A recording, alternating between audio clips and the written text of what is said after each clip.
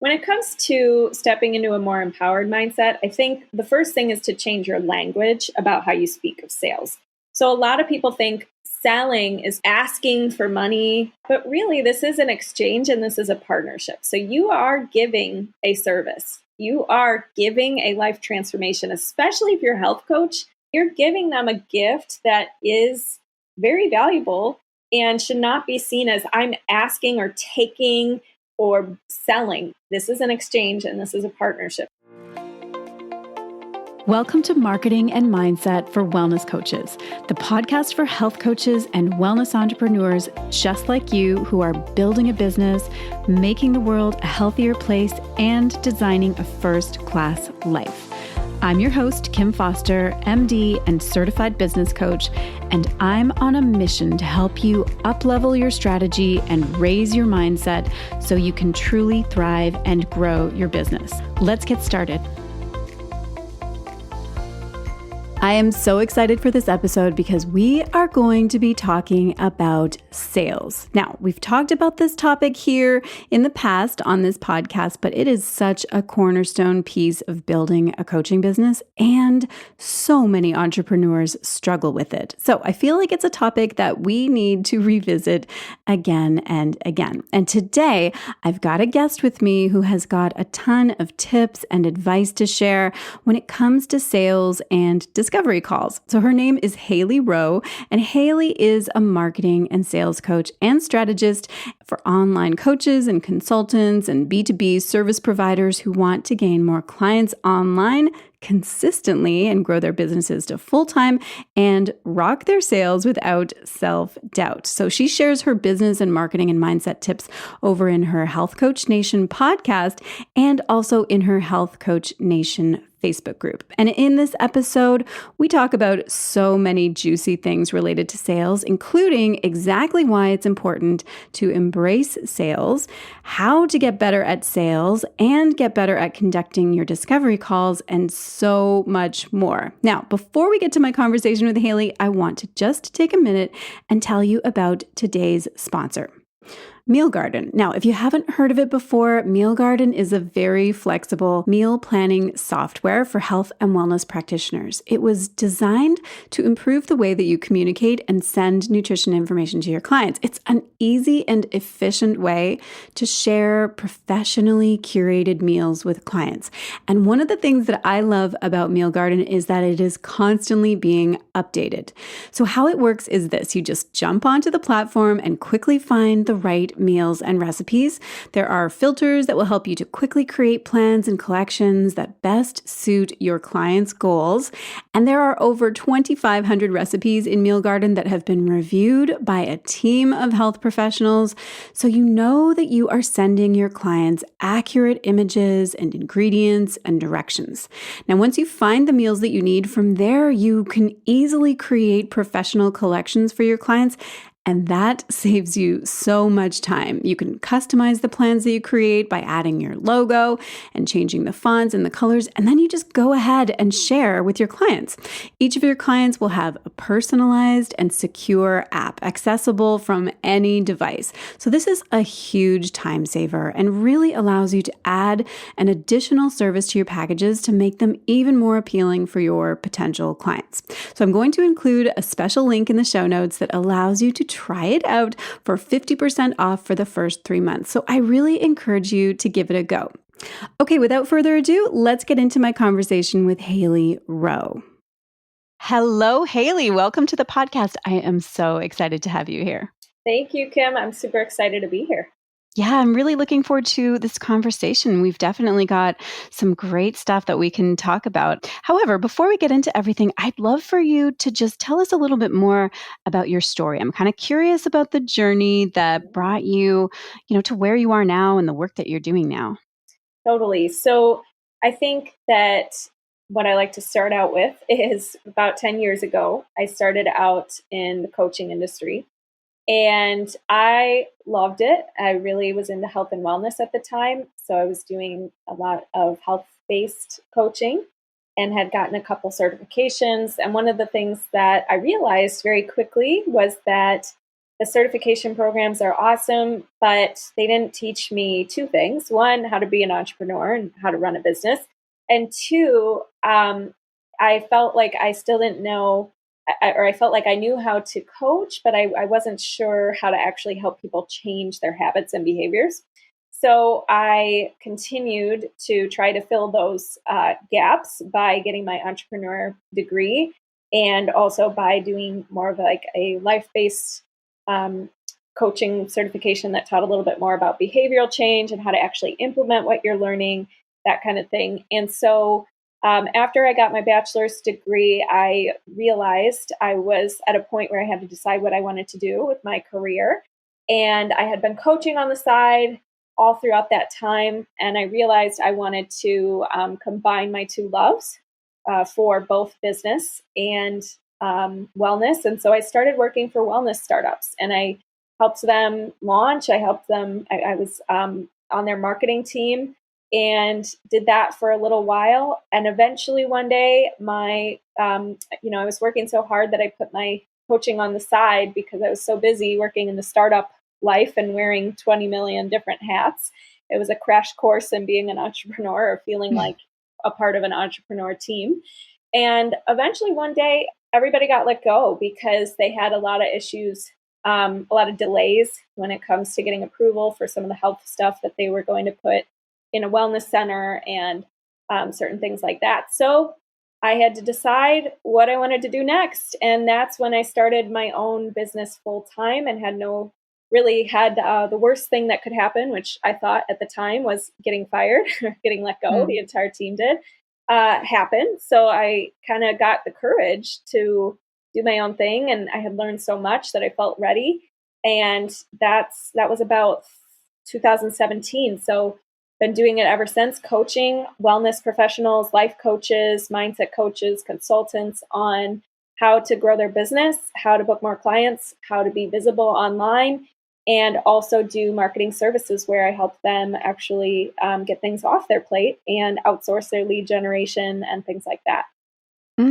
That's awesome. I love that. I love how you were able to, like you say, blend those two, like your two loves for, business and wellness. That's really cool. Yeah, wellness and personal development and, all that kind of stuff, all the woo-woo stuff I'm super into. So I get the best of both worlds by helping those kinds of entrepreneurs. Yeah. Oh, how awesome. Okay, great. So let's talk about sales and discovery calls, especially if you're up for it. Yeah. As you know, my listeners are health and wellness coaches, who are building and growing their businesses. And definitely one of the friction points for so many of them is sales. Like I hear from women in my community all the time about how uncomfortable they feel with sales and how they kind of struggle on their discovery calls, like, especially in the beginning. But I'm curious, do you hear the same thing from the people in your community? Yes, I have a whole group called Health Coach Nation on Facebook. And one of the most common things I hear from people in that group when they're looking for support or asking questions on my lives is about sales. And I think when it comes to sales, a lot of people have negative connotations with it based on past experiences or based on them feeling sold to or something like that. And so I think it really has to start with changing your paradigm about sales before you can get anywhere tactical as far as like, okay, how to lead your discovery call, what's the order, that kind of thing. I couldn't agree more. Absolutely. I mean, it's just, you've got to, and it's kind of like with so many things in business, you've got to get your mindset on straight before you can actually implement any of the tactics or any of the strategies or action items that you would take. Because, if you've got sort of a negative connotation around sales, like we all have those images, right, of like the used car salesman. And I don't think there's anybody who hasn't had a bad experience of like the high pressure sales. Nobody wants to be that person, right? I think that's so, that's a universal. So how do you help people, to kind of step into a more empowered mindset around sales? Yes. So when it comes to stepping into a more empowered mindset, I think the first thing is to change your language about how you speak of sales. So a lot of people think selling is convincing somebody to pay them, asking for money, things like that. But really, this is an exchange and this is a partnership. So you are giving a service. You are giving a life transformation, especially if you're a health coach. You could be adding years to somebody's life. You could be changing their energy levels so that they can actually accomplish more and be with their family more. I mean, you're giving them a gift that is very valuable and should not be seen as I'm asking or taking or selling. You're actually, this is an exchange and this is a partnership. So that's the first thing. Stop, catch yourself and catch your words the way that you think about sales. And the other thing you have to think about is if you have the right intentions, meaning you're very enthusiastic about what you do, you love working with clients, you really feel that your program or your coaching or your framework or whatever you do is something that is going to create a lasting impact on somebody's life, then let people be wrong about you if they think you're salesy. People are going to think whatever they want about you, no matter what, and that's outside of your control. And if you know your true intentions and you're not pushing sales, but instead you're being what I like to think of as like a magnet, and you're having conversations with people and you're seeing if and how you can help them, and you're seeing sales as problem solving and not something like pushing or trying to close when it's really not going to serve the person or they're not the right fit, then you're going to have a better experience with sales and you're not going to dread it so much. So I actually think, and here's the huge shifter for me, was thinking about how I had so many coaches coming to me saying I'd work with another business coach, and it turns out it was a 6-week program, and all they did was send random voice notes in a Facebook group, and I never got any support, and and it was supposed to be private, and like all these promises that weren't kept, and that like ticks me off. And so I actually see sales as like, I need to get out there and be protective of my people and show them that it doesn't have to be that way. I don't want their view of the industry to be tarnished. And so I actually see it as like my duty and my job and my responsibility to sell. So that was a huge shift for me as well. I love that. Yeah, I mean, it's such a great flip, like to think of it as it really is your responsibility, no matter what your niche, like to get out there and, like you said, protect your people and serve your community. That's awesome. And I really love what you just said about let people be wrong about you. Like that is so key, because I really think that is just, it seems to me that that's such a thing that stops people from making offers and, and making sales pitches essentially. Is like feeling like you don't want people to think that you're salesy, but you can't control it, right? And so, you have to allow people to have their own judgments, their own reactions. All you have control over is how you show up and making offers. So, yeah, I love that. Yeah, and I really think the other thing is to listen to how you can help someone and what the problem is and offer a solution. That, in a nutshell, can be seen as sales, but really like that's what the person's looking for anyways. And it's such your duty to like offer that for them. Right, exactly. It's not like you're just asking them to give you money for nothing. Right. It's not like, my bank account running a little low. Would you like top it up for me? Thanks. It has nothing to do with that. It's like you're in exchange. You're actually you're offering them something that can solve a problem for them. And so, of course, it makes sense to make those offers and to talk about sales in that way. So I love it. Okay. So we've talked about, how to really begin to adopt a more empowered stance and mindset and reframe about what it means to embrace sales. Tell me a little bit about like the skill involved or the tactics or like the strategy. How does a person who's like, okay, yeah, I want to be better at sales, how do I actually start to get better at sales? Totally. So first, if you think about it, I want you and your audience to think about a time when you were super excited about a restaurant or a really good movie or a really cute outfit, and you were going online and you were probably sharing about it, and you probably didn't feel weird about it, and you probably didn't care if people didn't end up going to the restaurant or the movie, but you just had to share, right? So when it comes to developing your sales skills, the first thing you need is a product and a killer offer that will make selling easier for you. So if your offer is not that good, that really needs to be addressed first before you're going to hit the jackpot selling. So if your offer is something like just achieve more balance, achieve more wellness, be healthy, be happy, be confident. It's so broad and it's so like people can Google that and read books about that and listen to a podcast about that. So why would they work with you type of thing? You got to get that part ironed out first. So an example of a really good offer that I've made before in order to book consult calls is, hey, book a call with us. We're going to share with you the formula to double your business. And then on the call, we share with them one of my favorite mentor, Brooke Castillo's thing about number of offers minus no's equal your results. And then we explain in more depth and help them find what that looks like for their business. But that's an example of a good offer. So that's step one.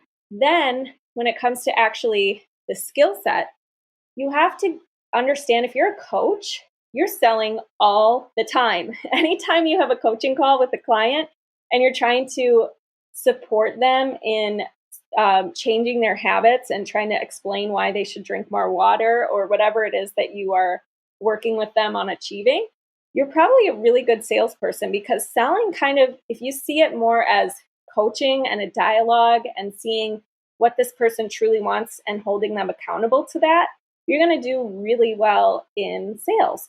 So to me, rather than pitching, the way I see developing your skill set is actually having a dialogue and seeing what is this person's goals, what is holding them back, why do they feel they're not already at the place they want to be, and what is holding them back from getting support and getting your help, and really having that direct, open dialogue so that you can coach them through their concerns, their objections, why they feel like they're still where they are, that kind of thing. So, and then the last piece would be, I think a lot of people give up too early. So in other words, don't give up on your people, meaning maybe they're a no right now, but that doesn't mean they're a no forever. And so you want to make sure that you understand why you're getting the no's, make sure you're addressing those things with them, and make sure you are learning from the no's and making sure in your future conversations, you either address that in your marketing and in your content or with the person. So I might be going too far out, but what I do want to say is that most importantly, have a direct call or connection with the person who you might be working with. Learn what they're struggling with, learn how urgent it is for them, understand the emotions behind what they're trying to do and why it matters to them. Go deeper than just surface level things and why they want to do the things they want to do. And then see, well, are you looking for help with that? What's holding you back from getting help from that? Are you open to hearing more about what I do and how I work with clients? The features of your offer are going to be the least important thing in this conversation. The benefits and how you're going to help them solve their problem and what problem they have and how big it is for them is the most important parts of the conversation. There's so much good stuff in there and all of that you just said. Let's see if we can, I just want to unpack a couple of things because there's a lot of really important points that you just made. I mean, starting with the thing that you just said in the beginning-ish about having a killer offer. Like, I think that is so foundational. And I really do think that is one of the things that holds a lot of coaches back from like being confident and bold on your discovery or sales calls, is if you just don't really feel super confident about what it is that you're offering, then of course you're not going to want to show up and actually, offer it to people, right? Yeah. Totally.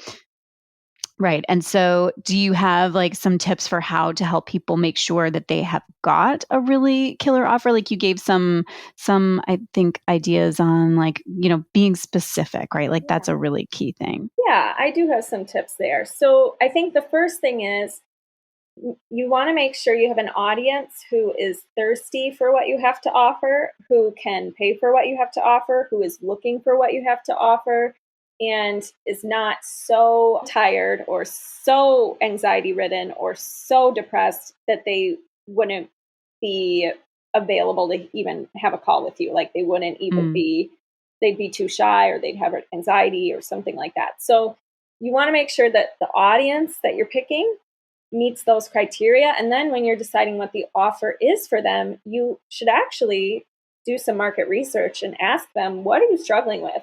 What are your goals? And whatever category you coach on. So probably health for your people. And listen to their direct words and see what it is they want.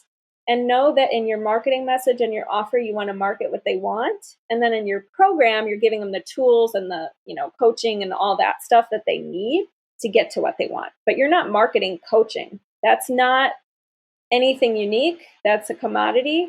What you're marketing is the end result, how long it's going to, like maybe at whatever advantage you give. So the end result that they want, for who it's for, in how much time, or without having to do something that they hate to do, whatever that is for you. So an example might be something like, let's say your audience is night shift workers and they struggle to fall asleep during the day and they struggle with feeling well rested. So maybe your offer is double your deep sleep without getting addicted to sleeping medications in 90 days or something like that. So for night shift workers or something along those lines. That's an example of an offer rather than saying get better sleep, which is really broad. Yeah, that's a great distinction. That's perfect. Right. And then another thing that you mentioned is, kind of thinking of sales calls like coaching calls. Like you said, that when you're coaching, you're selling all the time. And I think it's also the reverse. Like when you're on a sales or discovery call, you're actually coaching them to make a decision, right? Like you're helping them to see their objections, their obstacles, inner and outer, like any of those kinds of barriers. So can you walk me through a little bit of, like, give me a bit more on how to actually do that? Like, how do you coach somebody when you're on a discovery call, help them to come to a decision? Yeah. So really, this call is to see if you guys are fit to work together and if they have a struggle that you feel you can help them solve. So when you have this call, you first want to just set the stage, meaning you want to ease their mind because they're probably coming on this call thinking, oh no, I might be sold and forced to make a decision or something like that. So right off the bat, you want to say, hey, I have this call to see if we're both a fit to work together. If we're not, no worries. I might be able to refer you somewhere. If we are, great. But we're going to talk about your goals. I'm going to ask you some questions. We're going to see if this makes sense. And does that work for you? And then you go into the whole rest of the call. So once they're at ease and they know, like, this is a private conversation, you might ask some questions, you might coach them a little bit and provide some feedback. Then you can get into understanding them. So what you'll want to do is learn about their vision, learn about what they have in mind for their goals in their life, and see why they're not there, see why it's been hard for them, really understand their hesitations about working with a coach and directly asking that. Before you ever even go into your offer, I would much rather have you understand that they already are worried about price, they already are worried about if it's the right time, that kind of thing, and you coach them through that. And so how you do that is you would ask questions. You're not feeding them information, you're not making assumptions about them, but instead you're saying, okay, so I'm understanding that you're worried it's not the right time. Is there a reason that you think June or whatever the other month they told you in the future is going to be a better month? What might be different then?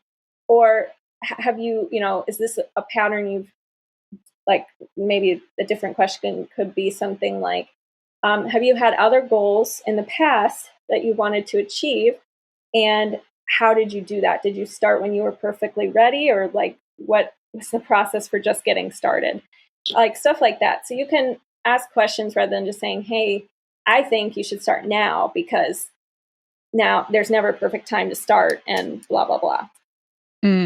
Oh yeah, that is so good. I hope that for you guys listening that you just wrote some of those questions down because those are great tips. Like so much more powerful to ask a question like that than to tell them, what they're doing wrong in terms of hesitating or waiting and all of that kind of thing. So I'm an issue that has come up recently in one of my mentorship groups is the idea of like handling objections. Like when you're kind of getting to the end of the call and then, the objections start to come up, like, money, or it's not the right time, or, all of that kind of stuff. Like what, do you have tips or a strategy for, what to do about that? Totally. In my Zero to Hero Coach program, I have a whole different worksheets for different objections, but we really want you to come to your own style and your own coaching with somebody, but that's available as like a reference. And so one of the things I talk about in that is, first, you have to understand that there's probably a deeper reason than what they're saying. So if it's price, it could mean that literally they do not have the money in their bank account. But if they want something bad enough, we are humans and we can be resourceful and we might be able to find the resources to make it work. So they either don't see it as valuable enough, they don't trust you yet, they see it as too expensive because, again, they don't see the value and the offer itself isn't tailored or what they're actually saying they need, or something along those lines. So you need to dive deeper. So if they say, it's too expensive, something you might want to do is say, okay, I could totally get that. What would be valuable to you? Like what have we talked about today that you're feeling like is not worth it, or something like that? And a lot of people see coaching as time for dollars. Like, so they'll be like, oh, well, you said it's 6 sessions. So that divided by such and such and that's like the totally missing the point. Like that's not what coaching is. That's not what it's about. So you have to be like, okay, so I totally hear you, but what is it costing you to be at X, Y, and Z when you want to be at X, Y, and Z? And are you worried about the time we spend together or the result achieving the result itself? And what would be, your budget, or what would be worth it to you? And then get an understanding for them. And then if you have a payment plan or something like that, like there's an additional solve you could provide, that's great. But you do need to dive deeper into that. And you can always, refer to client stories in the past who've been afraid to invest, and then they did, and then they achieved X, Y, and Z. But like, that's one way to kind of work through the pricing issue. And then sometimes a big objection is that they're afraid to commit and they don't believe in themselves in carrying out the action. So if that's the case, then that's a little more mindset coaching you might need to do with the person. And so in the past, if someone's not ready, something you can always do is give them a little homework assignment to like see if they're committed, and give them and this would be not homework just to be busy work, but something that's actually going to help them transition their mindset to what is going to help them achieve the goal, and then revisit and go through it and see if they're in a better place. So if somebody just doesn't see how they would implement this or how they would make the time, maybe you would have a homework assignment. It's not like, I don't need you to know the how, I would be guiding you on that. But if you did know the answers, what would you be doing? What's the risks of doing this, and what's the rewards, and are the rewards greater? And usually the risk of somebody doing something by themselves and not getting help, that's actually riskier to me in my mind than getting a proven system that somebody has created and has the results of their clients, and doing that, right? So yeah. Oh yeah, absolutely. And really, I love that idea of giving them a little homework assignment. It's like a little coaching assignment, right? Before, anything else has gone on, just to help them to really see what's going on inside for them, right? And to get over their own, fears. There's so much like in terms of fears of making a mistake or fear of taking a risk. And, it's, we're very risk averse society, it seems, in this way. What about when people say, at the end of a call, well, Kate, this sounds great. I'm totally on board. I need to go talk to my husband or my partner or something like that. Do you have tips on, because this kind of thing comes up all the time in my experience. Yeah. What do you say about that? Yes. So first, if you wanted to, if you want to stop having calls with people who need to talk to their spouse before they make the decision, you could always add a question to your application form or something that says, are you the key decision maker for investing in coaching or something like that? And if not, you can always say, can we have a call with everybody, all parties, Mm-hmm. But if you don't, I don't go that far just because I'm fine with if they need to ask their spouse. But what I do say is, okay, is there anything that we've talked about today that you feel like your spouse might not support, or they might have questions about, or they might be confused about, or anything like that? Because usually they're going to say either what they're thinking about the program, not their spouse, that they're not telling you, or they're going to say what their spouse actually might think, which is, oh, well, he or she has spent money in the past on me and I didn't do it or whatever. And then you can work on that exact thing that they've shared with you. But then the other thing I do is I say, well, if you want to organize a follow-up call with your spouse, we can set that up. And I've actually had maybe one or two calls with both parties where they just wanted to ask some questions and make sure it was the right decision for them and that kind of thing. And so that was all good. Mm-hmm. Yeah, me too. I've done that too. And it actually is amazingly helpful. It's just so interesting, like, because sometimes I feel like that quote unquote objection of like, oh, I got to talk to my partner. Sometimes it's really legitimate, especially for a high ticket offer. Like, and I mean, I have the same arrangement, of course, with my partner. Like if we're, if it's a lot of money to be spent, then of course we're going to talk about it before. So Right. sometimes it's totally legit. And then, of course, sometimes it's kind of a play for time, like, right, Sure. to sort of just buy yourself a little bit of time and get off the call without having to make a commitment. So it's really tough to tease that out. But I love that question that you just gave. I think that would be, very helpful of like asking, is there anything in here that we've talked about that your spouse might have a problem with, or something along those lines, right? Just to try and tease out whether this is actually like it's just a logistic thing, they just need to talk to their partner, or if it's they're kind of putting you at arm's length a little bit. Right. Exactly. Yeah. And I love your suggestions about pre-qualifying. What do you suggest to people about, like, sort of backing up the bus a little bit here, but before you Yeah. even get on the phone with people, because nobody likes to get on the phone with somebody who is just like, they're just tire kicking. They're just kind of, they just want to Yeah. pick your brain or check things out. So how Right. do you suggest that people go about pre-qualifying their leads? Great question. So in my experience, I think that initially if you're a new coach, you should just be open to having a lot of calls because you got to get the frequency up first and start getting some practice because a lot of people I've worked with have been really nervous their first or second time. So Mm-hmm. honestly, it's almost good if they get on the phone with tire kickers because they can get practice. They can see what it's like to have a discovery call. So that's my first tip is if you don't have any calls at all right now, please just get on some calls. Don't be Right. picky. No limits. Yeah, exactly. But if you're getting to the point where you're getting pretty busy or you have very limited time in your business and you don't want to mess around, then I would say what I do is I have an application form and it's at haileyrowe.com/strategy-call. And it just asks, hey, here's the ranges of all the different courses and services and things that I offer. Is that within your budget? And if not, is it something you could be able to find the resources for if you wanted to, something like that? I have a question about their goals and how committed they are, stuff like that. So just asking some questions to see their commitment levels, see the timing, like how soon are you looking to get a coach or get support with your problems? If they say, 2 years from now, then maybe it's not the right time for the call.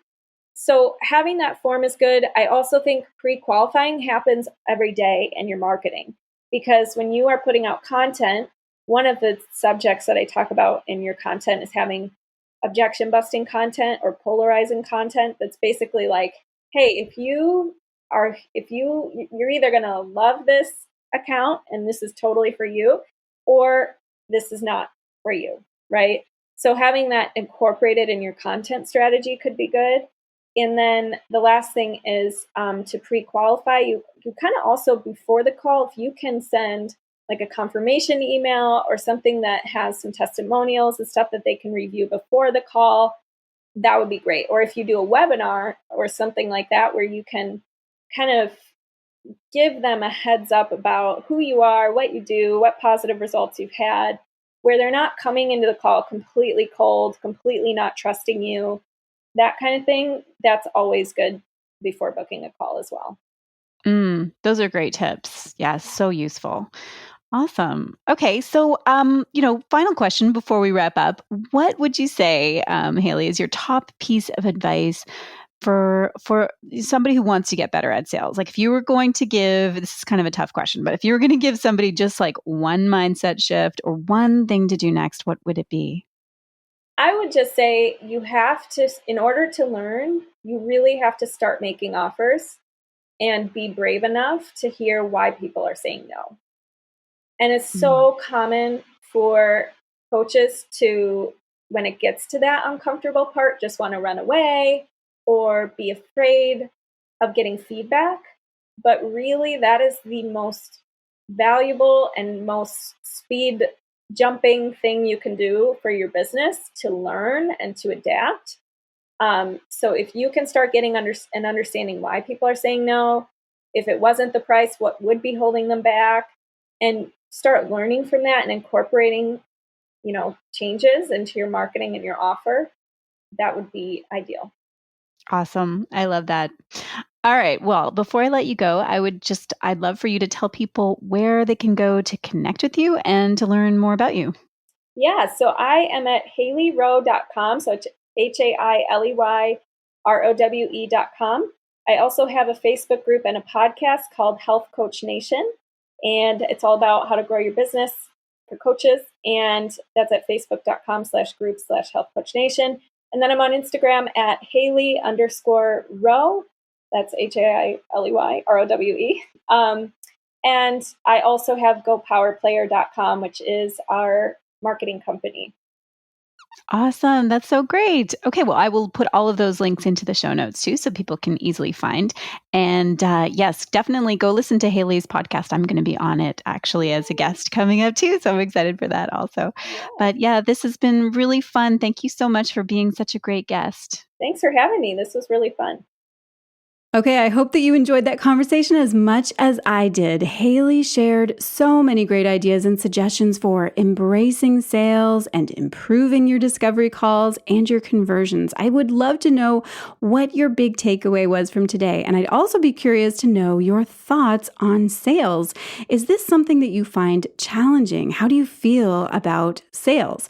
So let me know by finding me on Instagram. I'm at Dr. Kim Foster, and tag me in a post or just go ahead and send me a DM because I am always keen to hear from listeners. Also, if you have been a regular listener of this podcast and you haven't left me a rating or a review yet, I would really appreciate it if you would just take a couple of minutes to do that. It really means a lot to me. And of course, it helps other people find and listen to this podcast. And it feels good too. Those little acts of kindness really do add up. All right, that brings us to the end of this episode. So have an amazing day, and I'll talk to you again next week. Thank you so much for tuning in today. Now, if you enjoyed this episode and you're excited to take your coaching business to the next level, then I would love to invite you to attend my free online class called How to Build a Six-Figure Health Coaching Business Using One Signature Program. And that's even if you're a brand new coach. I will be revealing the 3 behind-the-scenes secrets to financial freedom without exhaustion, burnout, or being a slave to social media. In this free class, you'll learn the exact blueprint to having the impact and life you desire, even if you're not sure how to make it happen right now. I'll also tell you about the single biggest mistake new health and wellness coaches make and what to do instead. And I'll be teaching you exactly how to design a signature program step by step, including how to price your offer. And yes, I give you real numbers. To attend this class, all you have to do is sign up at drkimfoster.com/6figures and reserve your seat for free. I will see you there.